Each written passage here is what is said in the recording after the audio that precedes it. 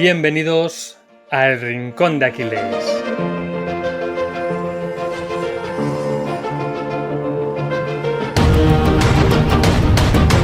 Bueno, Sergio, ¿quién nos iba a decir a día de hoy que íbamos a hacer un episodio sobre quién ha sido nuestro principal enemigo durante tanto tiempo, Don Epicuro, pero que nos vamos un poco a contraargumentar esas creencias que hemos tenido durante tanto tiempo, ¿no? ¿De qué viene esta creencia que tenemos o que hemos tenido de que los epicuros son los enemigos del estoicismo? ¿De que estoicismo bien, epicureísmo mal? ¿Que no todo es blanco y no todo es negro? Vamos a hablar un poquito también sobre cuáles son los pilares básicos, ¿no?, que defendía Epicuro y la escuela que fundó llamada epicureísmo. Y también vamos a hablar sobre qué podemos implementar de estos valores, de estos pensamientos que nos dejó Epicuro en nuestro día a día. Igual que el estoicismo, siempre hemos dicho que es una filosofía muy práctica en el que podemos hacer uso de todas sus estrategias, todas sus herramientas en nuestra vida diaria. ¿Es posible también hacer esto con el epicureísmo? Te lo pregunto, Sergio. ¿Podemos también extraer estas herramientas y estos pensamientos de Epicuro de hace más de 2000 años a nuestro día a día? ¿O ya es una filosofía que se ha quedado algo más anticuada? Antes de responder a tu pregunta, que me ha parecido brillante, David, te tengo que felicitar desde aquí, decir un poco, básicamente, que al final vamos a ver la otra cara de la moneda, que no podemos llamarnos el podcast del pensamiento crítico y solo hablar de estoicismo y no mostrar otras alternativas. Y eso de enemigos de los estoicos, ahí profundizaremos, David, pero ¿por qué se conoce como los enemigos? Pues porque nacen en la misma época, la época helenística, y compiten por alumnos, es cierto que compiten, pero no son enemigos como tal. Séneca menciona a Epicuro, tiene ahí cositas Séneca que dice, pues el Epicuro no era tonto, tenía cosas bastante buenas. Así que David, ¿por qué parte quieres que empecemos de epicureísmo? Dispara. Pues yo empezaría, Sergio, explicando brevemente quién es el fundador de esta filosofía, que, como el nombre indica, es Epicuro. ¿Quién es Epicuro, Sergio? Bueno, pues Epicuro nació en Samos, que es una pequeña isla situada al suroeste de Grecia, y ya desde bien jovencito, con tan solo 14 años, ya fue influenciado por la filosofía, a través de su maestro Pánfilo. Aquí ya conoció el platonismo. Con 18 años interrumpió su formación académica para prestar servicio al servicio militar.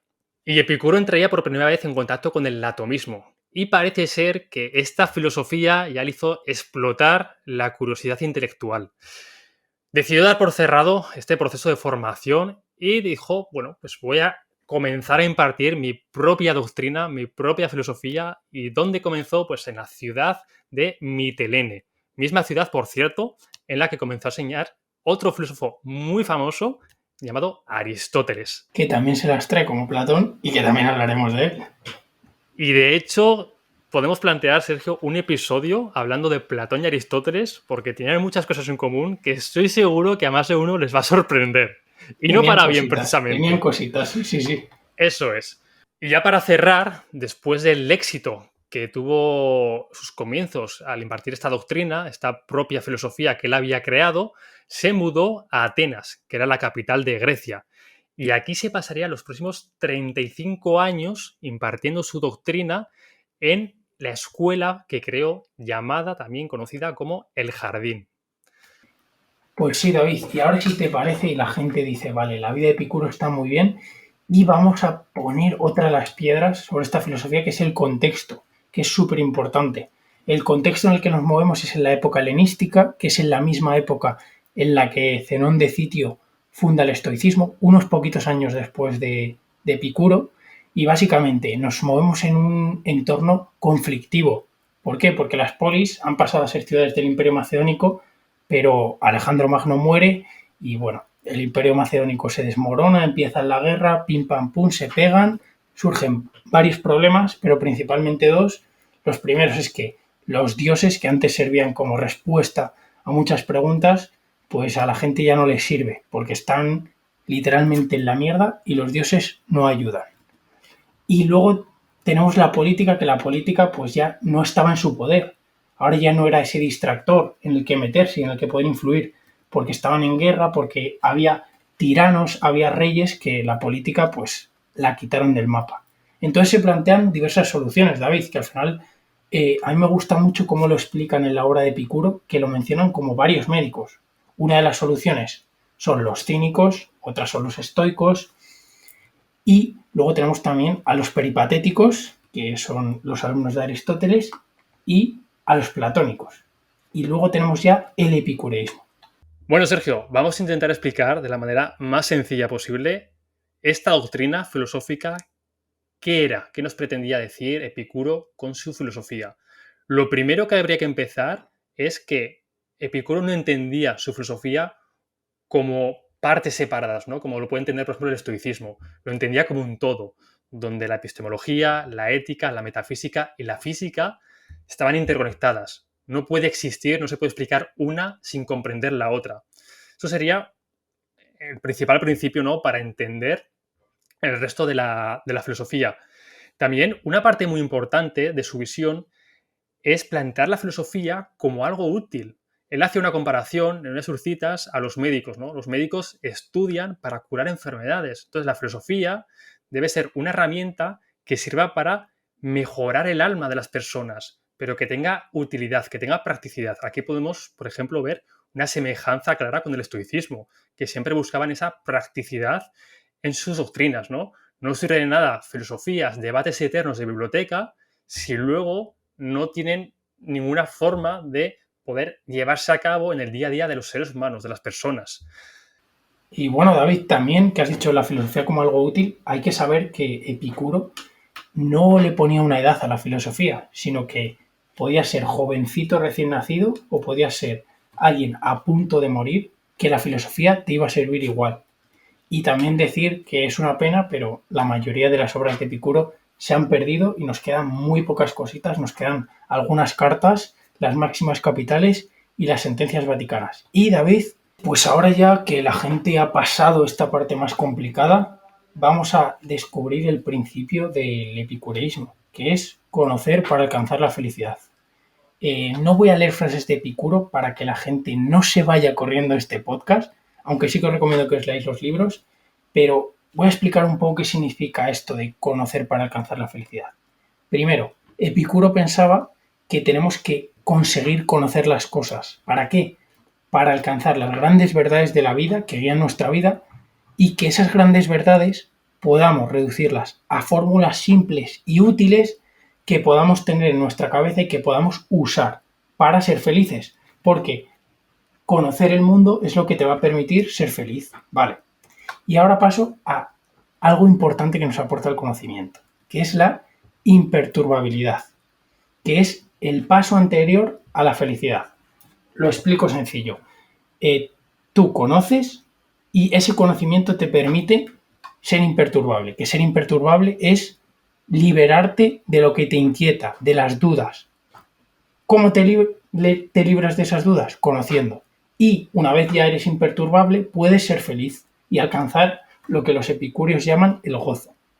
Y Sergio, ya empezamos a conocer un poquito mejor a los epicúreos y podemos ver cómo hay mucho más allá de esa falsa creencia que nos ha llegado de que los epicúreos solo buscan el placer y que su filosofía simplemente se basa en esa búsqueda eterna del placer, ¿no? Y esa ausencia del dolor, ¿no? Hay muchísimo más allá. Y Epicuro también planteaba una solución a los problemas que tenían por aquel entonces. Problemas como qué pasó con la política. Había sido un refugio durante muchos años para el ser humano y ya había dejado de ser un refugio. Planteaba una solución también ante la muerte, ante ese miedo a la muerte, hacia los dioses. Así que, Sergio, cuéntanos qué es lo que planteaba Epicuro ante estos tres problemas o estas tres inquietudes del ser humano de aquella época. Perfecto, David. Pues voy a ir problema a problema, pero que sepas que tú que nos estás escuchando al otro lado, que vas a tener un apoyo, un aliado en esta filosofía tan complicada que va a ser David, que todo lo que salte sus alarmas de que no se entiende bien, me va a lanzar preguntas. Y, si se quedara alguna, un comentario. Pues empezamos por el problema de la política. Muy sencillo. O sea, Epicuro se lo sacude de encima, no quiere saber nada. Entonces, ¿qué hace? Pues mira, la política es un sitio donde te vas a estar comiendo el tarro y básicamente Epicuro plantea, pues oye, vente al jardín aquí a pasártelo bien, a leer, a hacer cositas guays, a disfrutar y a reflexionar con colegas. Básicamente, el problema de la política, ¡pum!, se lo quita así de golpe. Recordar que el jardín no es en el sentido literal, sino en el sentido de que su academia la No, llamó el pero que era un jardín. jardín también, David. Claro, pero que la gente entienda que cuando dices el jardín se refiere a su escuela. Eso es. Y pasamos al segundo problema, el problema de la muerte, que básicamente Epicuro lo destruye con la razón. ¿Cómo que con la razón? Pues básicamente dice que un cuerpo por sí solo no tiene sensibilidad, que es esa característica que nos da la vida, sino que es la unión del cuerpo y el alma lo que nos mantiene con vida. Entonces, para Epicuro, la muerte simplemente es la separación del cuerpo y el alma, cada uno por su lado. Entonces, en el momento en el que pasa eso, dejas de sentir. Ya está, pierdes la sensibilidad, pero no tienes que temer después. ¿Por qué? Porque has dejado de sentir. O sea, para Epicuro, ya está, se acabó. Tu cuerpo y tu alma se separan, no hay nada, la muerte no hay que temerla. Creo que se ha entendido bien, ¿no, David? ¿Tú qué tal vas? Yo voy bien, de momento no me he perdido, y si alguien que nos está escuchando se ha perdido, por favor que levante la mano y se lo volvemos a explicar. Sergio, nadie levanta la mano, así que puedes seguir. Pasamos al último problema, que es el problema de los dioses. Vale. Los dioses para Epicuro no son de temer. ¿Por qué? Porque para Epicuro, si hay un dios ahí en el fondo que merezca la pena, tiene que estar feliz y tiene que ser imperturbable. No tiene que tener problemas. Si no, no son dioses. Entonces, como los dioses no están sujetos a pasiones, ¿para qué nos van a hacer sufrir? Si están a su bola, están felices. Entonces, no hay por qué temerlos. Y ala, Epicuro se quita esos tres problemas de golpe, pero no solo hay esos tres problemas, David. Los hombres creamos más problemas y aparte de los dioses y la muerte, pues creamos nuestros propios problemas y para Epicuro hay dos vías para solucionarlos. El primero, la justicia y la segunda, la amistad. Justicia es un principio de no agresión, un principio pasivo, que básicamente es un concepto de justicia de ni perjudiques ni seas perjudicado. O sea, para Epicuro la justicia es deja en paz para que te dejen en paz, básicamente, así en palabras llanas. Y luego, la amistad, que aquí tengo que decir, David, que el epicureísmo puede cautivar a más de uno. O sea, cómo describe Epicuro la amistad es precioso, le da muchísima importancia y básicamente para Epicuro la amistad proporciona seguridad a las personas y no tiene distinción, o sea, da igual que tu amigo sea un esclavo, que sea un aliado o una aliada. Le da igual. Epicuro sí que era inclusivo, David, y no nosotros. Y tengo una frase preciosa, espero que me dejes leerla, David, y que el oyente me permita leer esta frase, que es: de todos los medios de los que se arma la sabiduría para alcanzar la dicha en la vida, el más importante con mucho es el tesoro de la amistad. Incluso, y ya te dejo, David, está bien visto sufrir por los amigos. O sea, fíjate hasta qué punto lleva Epicuro la amistad. Y vamos a terminar, Sergio, con el último punto de este episodio, con la parte del placer. Es quizás el principio que más nos llama la atención, ¿no? Y que más ha llegado a la gente, que más famoso se ha hecho del epicureísmo. Y precisamente es el punto que peor hemos entendido, que peor ha llegado esa información original a nuestros tiempos. A mí me gustó mucho el ejemplo que puso Sara Caballero cuando hablamos con ella en el Rincón de Aquiles para explicar esta ética del placer, de cómo la veía el epicureísmo. Y puso el ejemplo, Sergio, con una tarta de chocolate, en el que tú tienes 8 trozos y tendemos a pensar de que el epicuro, que siempre prioriza el placer por encima de todo, pues se va a comer los 8 trozos. Porque coge un trozo, le gusta, está muy rica la tarta, oye, pues me va a coger otro trozo, qué rica está. Y así hasta que acaba la tarta. Esto es falso, Sergio, porque el epicurio prioriza primero el conocimiento, el saber hasta qué punto está dispuesto a llegar para que esa fina línea entre el placer y el dolor no lo supere. Volvamos al ejemplo. Si yo me como toda la tarta, lo más probable, Sergio, es que me duela mucho la barriga. Muchísimo. Entonces, el epicuro sabe hasta qué trozo se puede comer para maximizar ese placer, pero no entrar ya en el futuro umbral del dolor, porque también el epicuro siempre prioriza cualquier ausencia del dolor. Por lo tanto, dice, aunque algo a corto plazo te dé placer, si a largo plazo, si mañana, si pasado, te va a causar dolor, recházalo. Ten el conocimiento suficiente para saber cuál es ese punto y anteponerte. Entonces, el epicuro sabe que si se come 2 trozos, disfruta, no pasa nada, pero a partir del tercero ya va a tener unas sensaciones ya, unos problemitas, ¿no? Entonces, tienes la disciplina suficiente y el conocimiento suficiente para comer 2 trozos y ya está. No el me hincho toda la tarta porque está muy rica y me encanta el placer. Esto es la diferencia de cómo solemos entender o cómo nos suelen vender en muchos artículos el epicurismo y cómo realmente Epicuro lo explicaba y lo difundía.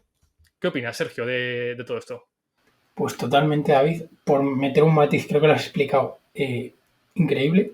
El nombre, que es cálculo hedónico, por si pues sale ese concepto que lo tengáis ahí a mano. Y qué importante es pues esa mentalidad de Epicuro de pensar a largo plazo, ¿no? Que hablamos aquí nosotros y de repente nos encontramos a un filósofo que nos lo habían vendido como el enemigo de la escuela que más encaja con nosotros, que es el estoicismo, y luego llega este tío y que no, que lo que quiere no es el placer a toda costa, sino que se para a examinar las ventajas y los inconvenientes, empieza a comparar entre, vale, tercer trozo de tarta, sí o no, lo compara, tiene la cabeza lo suficientemente fría y tiene esa sabiduría práctica, esa prudencia para saber si da el paso o si no lo hace. Y qué importante es esto en nuestra vida, ¿no, David? De ese pasito, de encontrar ese equilibrio a largo plazo que estamos nosotros ahí en busca y captura de él y cómo el conocimiento, el conocer el mundo, el conocer las cosas nos puede permitir encontrar ese punto y perseguirlo. Y diferenciar entre hedonismo y cálculo hedónico. No es lo mismo. El cálculo hedónico, como la palabra dice, estás calculando esa parte de donde acaba el placer y comienza el dolor. Una persona que es hedonista se va a comer la tarta entera y no se va a molestar en pensar si le va a doler la tripa, si va a hacer que engorde, cuando sus objetivos son adelgazar. No va a pensar en nada de eso. Al final, el hedonista piensa a corto plazo, en el día a día, no piensa más allá. Entonces, esta es la diferencia entre el hedonista y el cálculo hedónico que proponía Epicuro. Pues sí, David. Y creo que esta es la parte más práctica de esta filosofía. No sé si quieres añadir alguna duda que se te haya quedado de esta filosofía, algún matiz, algo que quieras destacar que digas, jo, Epicuro, ¿eh? ¿Cómo pilotaba aquí? A mí la parte, después de conocer a Epicuro, que siendo sinceros es de los filósofos que menos conocía a día de hoy, me quedo con la parte de la amistad. Me gusta mucho el valor que le da la amistad. Al final, esas relaciones, esos lazos son muy importantes en nuestra día a día e influye un buen entorno. Aquí lo hemos repetido multitud de veces, Sergio, la capacidad que tiene de influir el entorno que elegimos, ¿no? Y este entorno, gran parte de este entorno son nuestros amigos, son nuestras relaciones sociales. Entonces, me gusta mucho la atención que le ha prestado a la amistad y me quedo, de los 3 puntos que hemos hablado, con el último punto, con el del cálculo hedónico, ¿no? Esa capacidad, ese conocimiento de saber de dónde acaba el placer y dónde empieza el dolor. Hemos puesto el ejemplo de la tarta, pero me vale cualquier ejemplo más actual, como estar en el móvil 8 horas al día. Si yo estoy en el móvil 8 horas al día, mañana lo más probable es que me sienta mal, porque yo hoy no he hecho nada productivo. Eso ya estoy adentrándome en ese pico de dolor emocional. Entonces, tengo que averiguar cuál es el tiempo en el que yo disfruto estando con el móvil para relacionarme, para ver YouTube, para ver Netflix, para hacer lo que yo quiera, pero a partir de cuánto tiempo ya va a hacer que en el futuro yo me sienta mal y a mí me pese y me arrepienta de haber estado tanto tiempo en el móvil. Entonces, es muy importante esta reflexión porque muchos de nosotros no lo conocemos, no nos hemos parado a pensar de este cálculo hedónico y a partir de qué punto entramos en este umbral del dolor. Y cuando digo dolor, no pensar en dolor físico, no tiene por qué ser un dolor físico, puede ser un dolor emocional, ¿no? Como he puesto el ejemplo ahora. Entonces, yo me quedo con estos 2 puntos, Sergio, con la amistad y con el cálculo hedónico. Y para cerrar el episodio también, ¿con qué puntos te quedas tú? ¿Qué es lo que más te ha resonado de esta doctrina? Pues yo, David, me quedo sin duda con el cálculo hedónico y por añadir un matiz más, ya la cereza a esta tarta, que solo nos hemos comido 2 cachos, o sea que Epicuro estaría orgulloso, añadiría que los epicúreos Incluso distinguen diferentes tipos de placeres. No le dan la misma importancia al placer de disfrutar con colegas que a los placeres de el vicio, el sexo, el comer, aunque sí que creían necesario que era cumplir un mínimo, pero bueno, que no me quiero explayar más porque creo que la dosis de información ha sido bastante grande en este episodio y creo que la gente tiene deberes hoy dándole vueltas en su cabecita al tema del cálculo hedónico. Pues creo que hemos dicho todo, Sergio. Ya sabéis que nos gusta intercalar episodios, pues quizás más pesados, ¿no? Como puede ser el episodio de hoy, en el que hemos hablado de filosofía pura y dura, con otros episodios más prácticos, ¿no? Y más fáciles de digerir.